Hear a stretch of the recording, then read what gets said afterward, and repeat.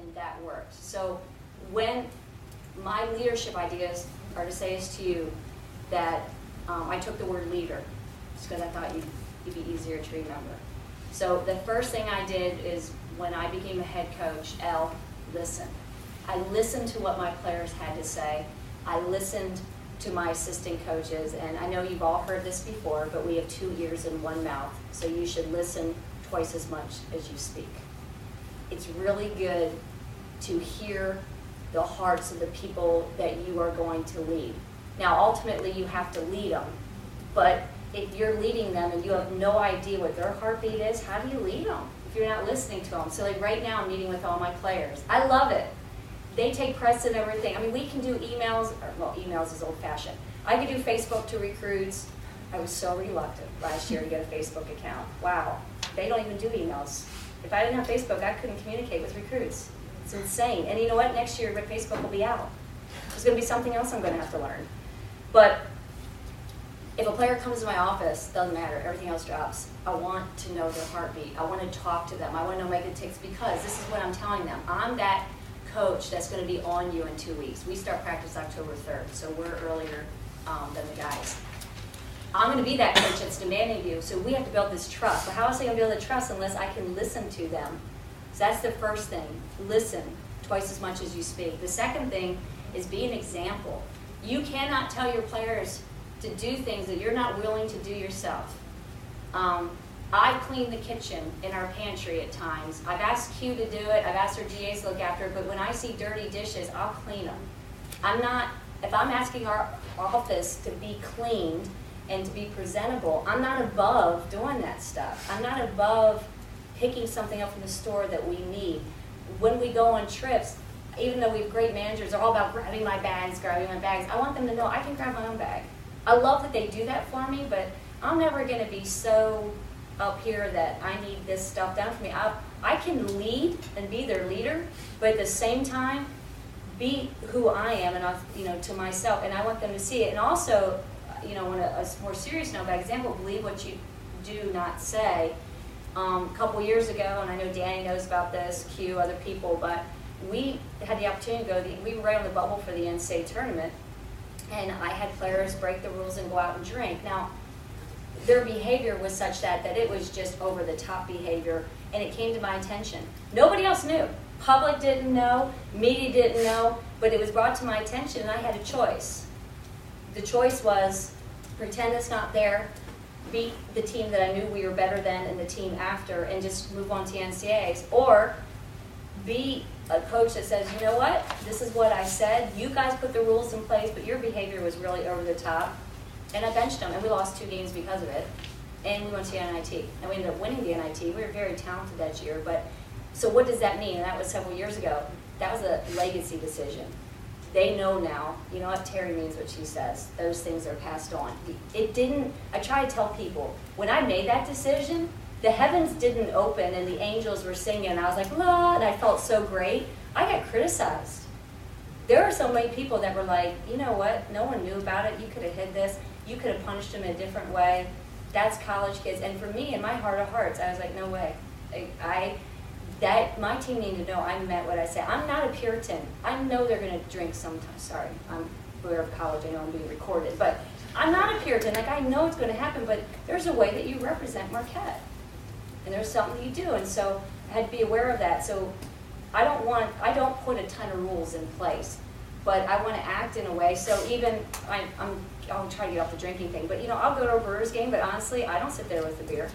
I have nothing against beer. I go home and I have it, but I feel like there's all those people there, and I don't want them to, hey, I saw Terri, man, she was drinking it up at the Brewers game. Who knows how that, I take serious my position. I'm a leader. People know me in the community. I don't think a ton of people know me, but enough know me that I want to be that example. So that's the second. So you're going to listen and be an example. And then you're going to be accountable. Okay? You're going to be accountable. And I kind of covered that a little bit. I actually jumped ahead. You can't ask people to do what you aren't willing to do. So that's more, example is more believe what you do, not what you say. We all know that, right? Do you ever listen to someone and you're like, this is the biggest BS person because I know they're going to leave my area and they're not going to do it. You all can see through it. Well, guess what? If you're that person speaking, they can see through you too. So that's the example part. A is the accountability part. You can't ask people to do what you aren't willing to do. I think the people, Linda Strom, who I'm going to see tonight, she's a friend of mine from Texas, who doesn't know one iota about sports. She actually does prison ministry, and she's probably been the biggest mentor in my life. Why? Because here's a woman that can be with the richest of rich, because she gets invited to speak at some of the fanciest places, and be the poorest of poor, or be in the jails where, oh my gosh, people have done unspeakable crimes, and she treats them all with dignity. Because she just has this belief that she's been blessed and she's gone, and I just watch that, and I'm just amazed at how she's accountable in her life, and she's the same with everyone. She doesn't treat you different because of your stature, or different because, you know, when you're in leadership positions, people have different positions, and I try to make my, and I hope Q knows this, even just as a former player, make my GAs feel as valuable as I do Ashley and John and Michelle. I want everybody to know, and a manager, that they're so important to me. It's not, you know, yes, at the end of the day, when you're the leader, you have to be accountable. Yeah, and that's what we're called to. I mean, I don't care, I don't have any problem. But you know what? I want to create and foster a unity that people don't see me, I'm so high above. You can still lead and still meet people where they're at. The next thing, D, be direct. People shouldn't have to figure out what you want. People shouldn't have to figure out what you want. And that doesn't mean direct means rude. It doesn't mean you have to hurt someone's feeling. But is that frustrating to you when have you ever left a conversation and you're twice as confused? You went into the conversation thinking you were going to get questions answered, and you left it going, I'm not really sure if those questions got answered, and I'm really not sure what I'm supposed to do, because the person just talked in circles around me, and because you know what that means? That leader doesn't really want to be held accountable, so they're going to let you interpret that conversation, so that if you do it and you fail, they're going to be like, I never told you that. That's exactly what that means. It's called manipulation. And you want to be someone of integrity, put it out there, and guess what? You may be wrong. Well, then you own it. I don't think anyone intentionally tries to lead someone down the wrong path. I've done that with players. I've gone one direction, and then I go, you know what? And I bring it back in. And I say, I really thought this, and I'll say it in front of the whole team. Or sometimes I've gone too far. Sometimes a player can just get, and I just go, and then after practice, my staff is like, you were a little over the top with that player. And so the next day, I'll go back and say, you know what? I'm really sorry, so-and-so. I blew it. I want you to know I shouldn't have done that. I went too far. Human. I think in part of being human is owning your mistakes. I try to be direct, say to our players, this is what I expect. If they all could score 20 points a game, I'd love it. But that's just not going to happen. And we can't have it. But Jasmine, okay, so Q is the second leading scorer in the Big East her senior year. Her running mate, who is the other post player, Jasmine, was invaluable and probably scored, 6 points a game, Q? Yeah. But invaluable, because she was an awesome defender, she was a leader, she got Q the ball in the high-low position, and they connected on each other, and we don't win. Now, Q got accolades, and she deserved them, but Jasmine, we don't win without Jasmine. So it's my responsibility to say, Jasmine, this is what I believe in you, this is what you give the team, so I'm direct. I laughed at a player leave my program who's, felt like she could be scoring a whole lot. She was a starter and was a defender and was a great rebounder and was so valuable to our team. She wasn't I laugh when people are like, why can't we score more? Well, if you could, go for it. You know what I mean? Like, I'm going to hold you back from scoring if it's going to help us win. She just didn't have that skill set.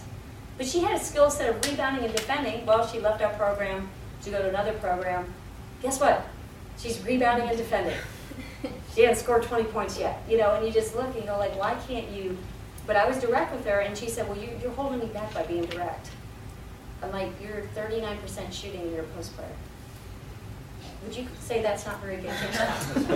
Yes, okay, right, we all, if you don't know much about basketball, we would all agree, like, you're not capable right now, but you're a great defender, and so finding that direct. The next thing is energy and excitement. Who wants to follow a lifeless leader? Who wants to follow a lifeless leader? I don't. I want somebody to come in with some energy and excitement about what they do every day, because I want to follow that. And on the court, like right now, I'm getting myself ready for practice. I'm starting the Ultra G is an amazing machine. It makes you feel like you're a runner. If you're not familiar with it, find it. You will feel like you're an amazing runner, because I'm not. And that gravity, if you don't know what it is, it's a treadmill and then gravity, and then I just run my little heart out. Yeah, and I sweat, and I'm like, oh, that was great. I've pounded my legs. I'm getting ready, because that practice needs to be electric and needs to start with me. I can't say to my players, I need you to be enthusiastic, I need you to be into it, and then I walk in there and I'm like, I couldn't. Could you play for that environment? No. Well, guess what? When you're leading, it's the same way. Have some life about you. Go visit people. Go sit in their office. See how they're doing. Engage them. Encourage them. If you can't be that for them, then why would you expect them to have life? Find creative ways. And the last thing as a leader is remembered. What do you want to be remembered for in your legacy? I know you probably have been through this exercise. It sounds morbid, but if you died, what would you want people to say about you? Well, when I got the head coaching job 16 years ago, and that's where I started all of this, I said, before I talk X's and O's, we want to talk foundation. I want to build into my players' lives, because my coaches and teammates never built into my life, and that's where the believe, commit, mature, respect, and thankfulness came up. So it's principles we talk about in recruiting. We talk about that belief. We believe in each other, which is trust, commitment. I'm not going to ask you to do anything that I'm not willing to do as hard work. Mature is the messing up and growing up. The respect is meeting people where they're at and respecting different lifestyles and just agree. You might not be best friends with everyone, but you find a common ground in that respect and thankfulness. Every day, every one of us could find 20 things to be thankful for every day. We all have miserable days, but you know what? We're alive, we can see, we're walking, we're talking, we can hear. We're at Marquette. You can find it, and it can change your whole focus. And we talk about those principles because I want a team that's foundationally based, so that when things get tough, they can focus on that foundation to get them out of the tough times. So that's listen, example, accountability, direct, energy, and remembered. I think they're lessons that I've learned being a leader.